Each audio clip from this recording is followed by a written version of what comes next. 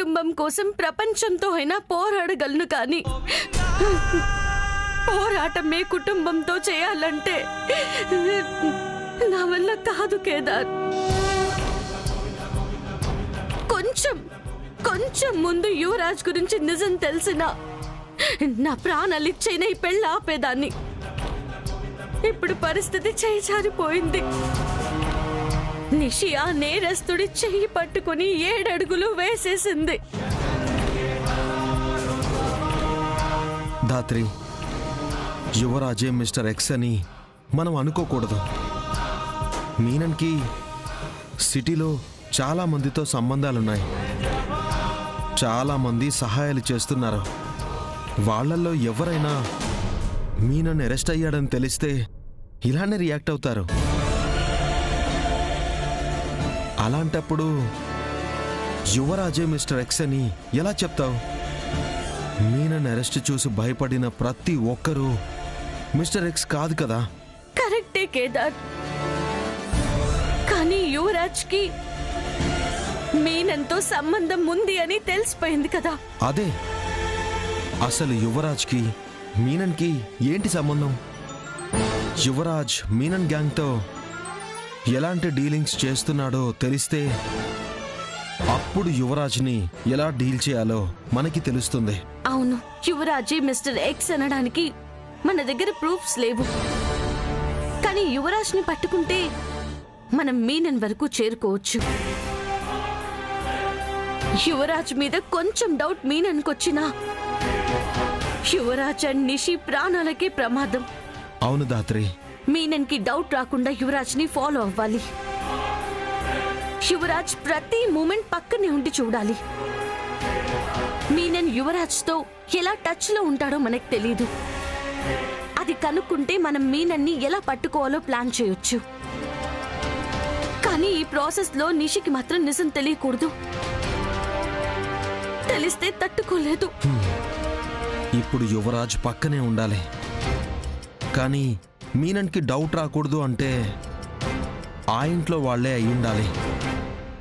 నిషికి నిజం తెలియకూడదు. ఆ ఇంట్లో వాళ్ళని ఏ హెల్ప్ అడగలేము. ఎలా?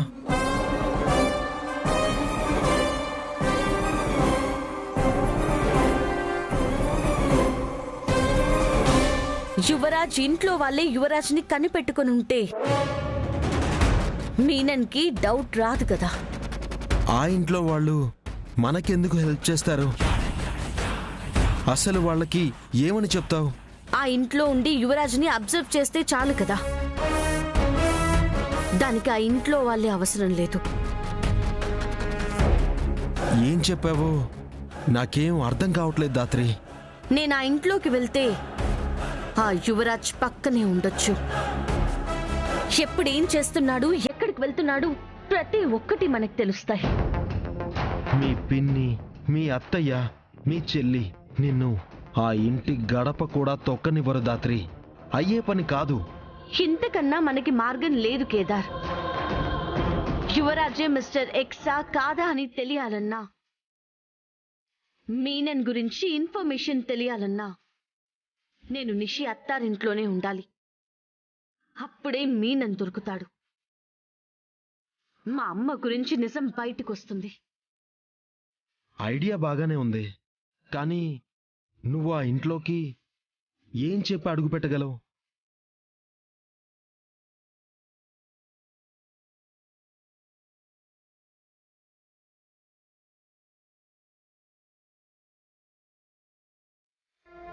మీనన్ అనుచరుడు రామస్వామి అరెస్ట్. రామస్వామికి సంబంధం ఉన్న సిటీలో మరికొందరి పేర్లు బయటకు వచ్చే అవకాశం ఉంది. రామస్వామితో పాటు most dangerous underworld don మీనన్ని కూడా పోలీసులు అదుపులోకి తీసుకున్నట్టు మాకు సమాచారం ఉంది. మా ఇంట్లో నుంచి తప్పించుకున్న రామస్వామి పోలీసులకు ఎలా దొరికాడు? మీనన్ పోలీసుల అదుపులో ఉండడం ఏంటి? వాళ్ళు నా పేరు చెప్పేశారా? ఒకవేళ పెళ్లి మండపం దగ్గరికి పోలీసులు వస్తారా?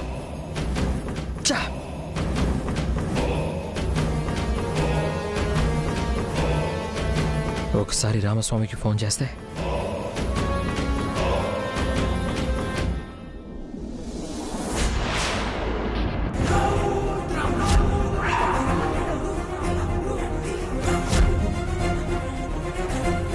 ఏం చేస్తున్నావు యువరాజ్? అక్క అది ఫ్రెండ్ ఫోను. ఇప్పుడు ఇక్కడ కాదు, బయట. బయట ఏం చేస్తున్నావు?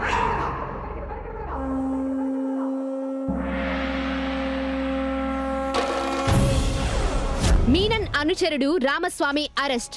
రామస్వామి పైకి బిజినెస్ మ్యాన్ గా చలామణి అవుతూ ఎన్నో క్రైమ్స్ కి పాల్పడినట్టు సమాచారం ఉంది. ఇందాక ఎవరో రామస్వామి దొరికాడో అని అనగానే నీ కళ్ళల్లో కంగారు, చేతులు వణికాయి. ఎందుకు? నీకు ఆ రామస్వామికి సంబంధం ఏంటి? సంబంధం ఏంటి? సంబంధం ఏంటి?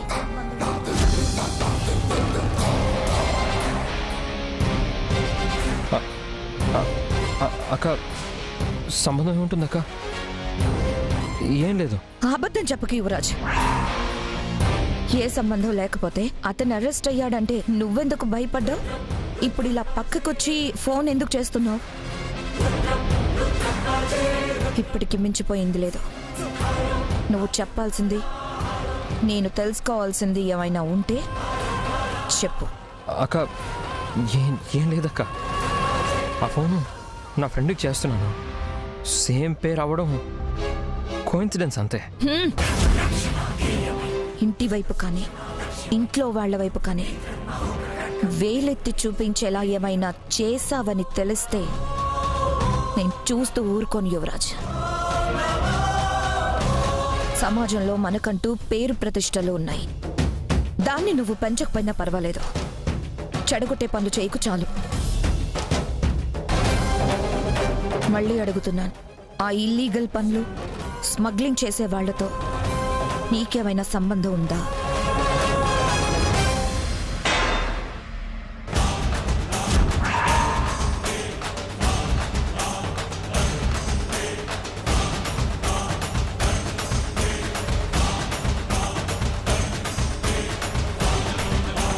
ఏమైంది? ఎందుకు ఇద్దరు అలా ఉన్నారు? ఏం లేదు నిషి, జస్ట్ మాట్లాడుకుంటున్నాం. అదే స్మగ్లింగ్ అని ఏదో అడుగుతున్నారేంటదినా? స్మగ్లింగ్ అంటే వీడి ఫ్రెండ్ యుఎస్ నుండి బిల్ లేకుండా ఫోన్ తీసుకొచ్చాడంట. అది వీడికి ఇస్తానంటే స్మగ్లింగ్ కిందకు వస్తుంది, వద్దు అంటున్నాను. అవును అంతే. సరే అక్క, నువ్వు చెప్పావు కదా వద్దని, చెప్పేస్తాను. అందరూ బయట ఉంటే అలా సడన్ గా ఫోన్ తీసుకొని లోపలికి వచ్చేసారేంటండి? అది అడగడానికే నేను వచ్చాను. చూడు నిషి, ఇప్పటిదాకా మీ ఆయన్ని మేము చూసుకున్నాం, కానీ ఇక నుంచి నువ్వే చూసుకోవాలి. ఏం చేస్తావో నాకు తెలీదు. వీడు ఫోన్ యూజ్ చేయడం తగ్గించేలా చేసుకో. సరే వదినా. ఏందమ్మి మళ్ళా ఫోన్ గురించి క్లాస్ పీక్తా ఉండావా? ఆడ నిన్ను పిలుస్తా ఉండారు చూడు.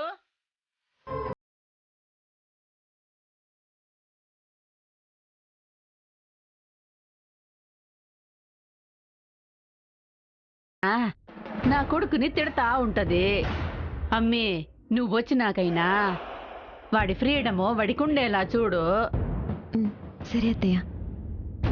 నేను ఒక చిన్న కాల్ చేసుకోవాలి, మీరు మాట్లాడుతుండండి, ఇప్పుడే వచ్చేస్తాను. అట్నే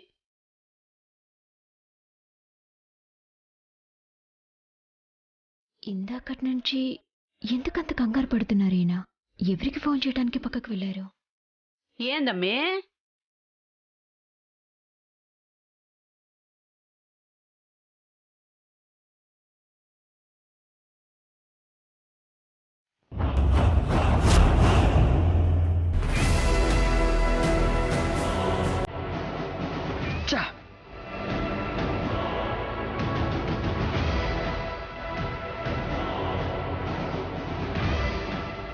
అంత కంగారుగా ఫోన్ చేస్తున్నాడంటే మీనన్కైనా అయ్యుండాలి, రామస్వామికైనా అయ్యుండాలి.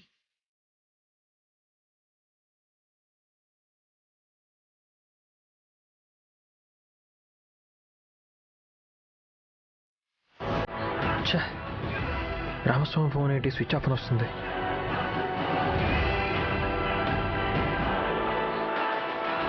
యువరాజ్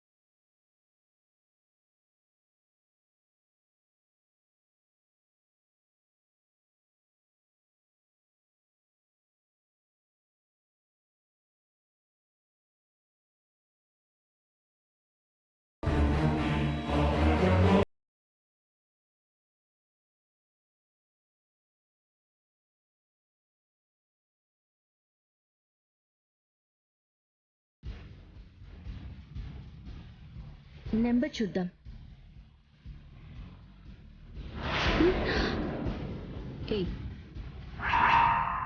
నీకు మా ఆయన ఫోన్తో పనింటే?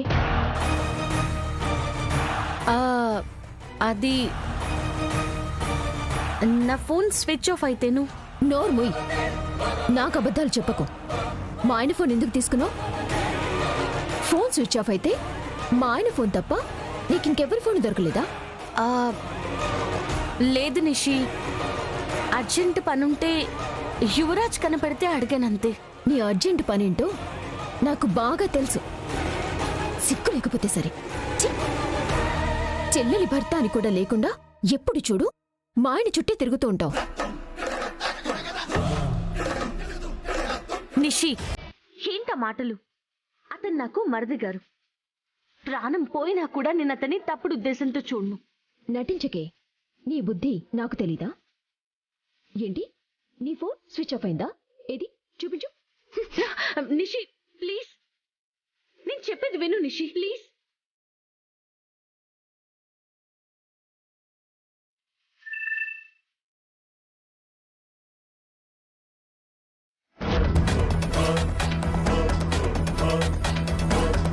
ఏ ఊళ్ళోనే ఛార్జింగ్ 77% ఉంటే స్విచ్ ఆఫ్ అయిపోయిందంటారు?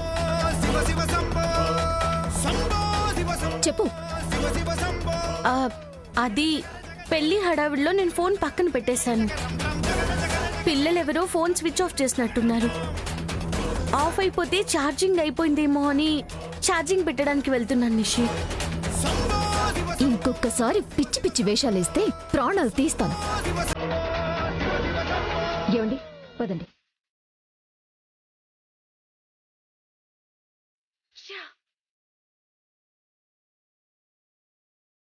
మీన నంబర్ చేతి వరకు వచ్చి చేయి జారిపోయింది. నిషి ఒక్క నిమిషం లేటుగా వచ్చినా నెంబర్ దొరికేది. అయినా మీన నంబర్ యువరాజ్ దగ్గర ఉందని తెలిసింది కదా. ఎలా అయినా ఆ ఇంటికి వెళ్ళి యువరాజ్ ద్వారా మీనన్ని పట్టుకుంటాను. జగదాత్రి ఫోన్ స్విచ్ ఆఫ్ అయిందని ఎందుకు చెప్పింది? నిజంగానే చూసుకోలేదా? లేదా నా ఫోన్ చూడ్డానికి అలా చెప్పిందా? నా ఫోన్తో తనకేం పని? నేను మారానా అనా? లేదా ఇంకా అమ్మాయిల వెంట తిరుగుతున్నానేమో అని తెలుసుకోవడానికా? పెళ్ళి కూడా అయిపోయింది. ఇప్పుడు తెలుసుకొని ఏం చేస్తుంది?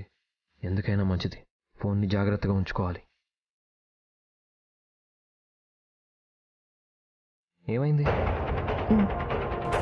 అయినా మీరు కూడా ఏంటండి దాంతో మాటలేంటి? అది ఫోన్ అడిగితే ఇచ్చేస్తారా? అంటే తను మీ అక్క కదా నిషి, ఇవ్వనని ఎలా చెప్పగలను? చెప్పాలండి, లేకుంటే అది నెత్తి నెక్కి కూర్చుంటుంది. దాని సంగతి మీకు తెలీదు. సరే, సారీ నిషి, ఇంకోసారి ఇవ్వను, ఎదురుపడినా చూడను, మాట్లాడను, సరేనా? నిషి,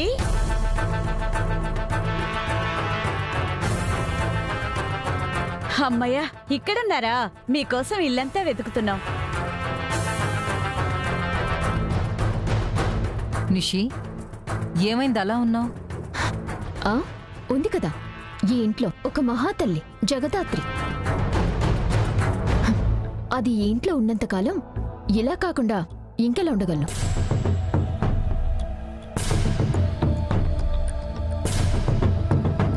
సరే నిషి, దాని గురించి తెలిసిందే కదా, వదిలే. అలా వదిలేశాం కాబట్టే అది ఇలా తయారైంది వదినా. ఇప్పుడు మళ్ళీ ఏం చేసింది నిషి? దాని ఫోన్ స్విచ్ ఆఫ్ అయిందని ఈయన ఫోన్ తీసుకుంది మమ్మీ. నేను వెళ్ళి చూస్తే దాని ఫోన్ స్విచ్ ఆఫ్ అవ్వలేదు. ఏంటి, అబద్ధం చెప్పి అల్లుడు గారి ఫోన్ తీసుకుందా? అమ్మా, నువ్వు ఏం చేస్తావో నాకు తెలీదు. అది మాత్రం మా అత్తగారింట్లో కాలు పెట్టడానికి వీల్లేదు. అక్కడైనా నేను ప్రశాంతంగా ఉండాలనుకుంటున్నాను. ఎందుకు? రానివ్వండి, పర్వాలేదు. మా అక్క కూడా జగదాత్రి ఎక్కడా అని అడుగుతుంది కదా. అంటే అల్లుడు గారు, దాన్ని తీసుకురావడం అంటే దరిద్రాన్ని మూట కట్టుకుని వెంట తీసుకొచ్చుకున్నట్టు ఉంటుంది. కుదురుగా ఉండదు, అందరికీ కోపం తెప్పిస్తూ ఉంటుంది. అది చుట్టుపక్కలుంటేనే మనశ్శాంతి ఉండదు. మీరిద్దరూ సంతోషంగా ఉన్న సమయంలో అదెందుకు చెప్పండి? ఏమే, నీకేమన్నా పిచ్చి పట్టిందా? ఈ దరిద్రం అంతా అల్లుడు గారి ముందు మాట్లాడితే ఆయన ఏమనుకుంటారు? ఏమీ అనుకోర్లే, మా ఆయనే కదా, నేను చూసుకుంటాను. నువ్వు ముందు దరిద్రాన్ని ఏదో ఒకటి చేసి ఇక్కడే ఆపు.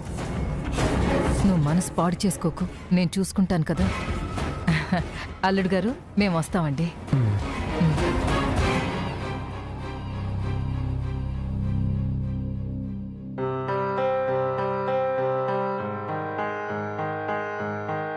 ఏంటి మేడం, అలాగే మూతి ముడుచుకొని ఉంటారా? లేదా నవ్వేదేమన్నా ఉందా? ప్లీజ్ అండి, ఈ పూర్ ప్రేమికుడి కోసమైనా ఒక చిరునవ్వును అలా విసిరేయండి. ప్లీజ్ అండి, ప్లీజ్ అండి, ప్లీజ్ అండి. అమ్మాయ్యా, నవ్వేశావు. ఇలా నవ్వుతూ ఉండమ్మాడి, అది చాలు నాకు.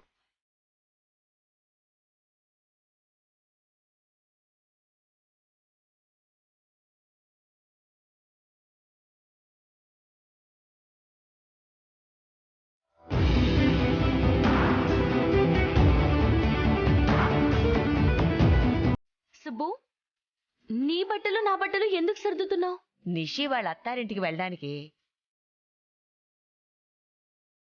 నేను కూడా వస్తున్నానా? ఏ, అందరూ వెళ్ళేటప్పుడు నిన్నేమైనా వెలేశారా ఏంటి రాకుండా ఉండడానికి? నువ్వు కూడా వస్తున్నావు. కార్యమయ్యి 16 రోజుల పండుగ వరకు మనం అక్కడే ఉంటున్నావు. లేదత్తయ్యా,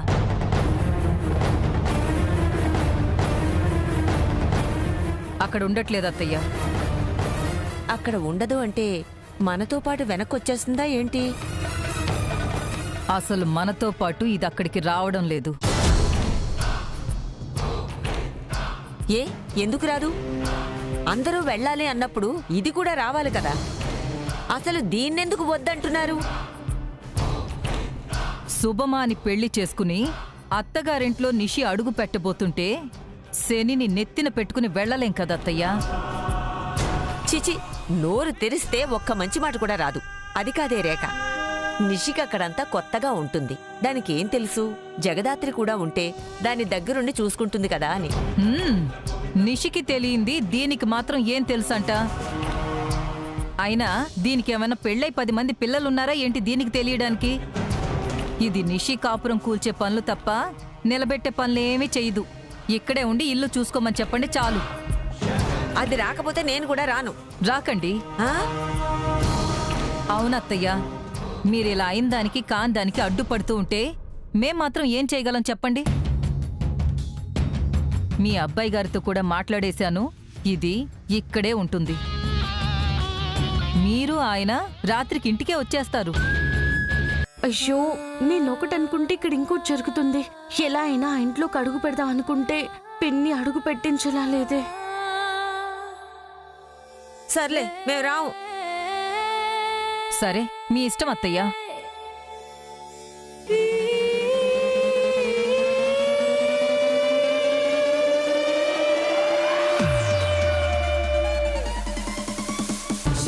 సుబ్బు, బ్యాగ్లో బట్టల్ని అలాగే ఉంచు, నేను ఇప్పుడే వస్తాను.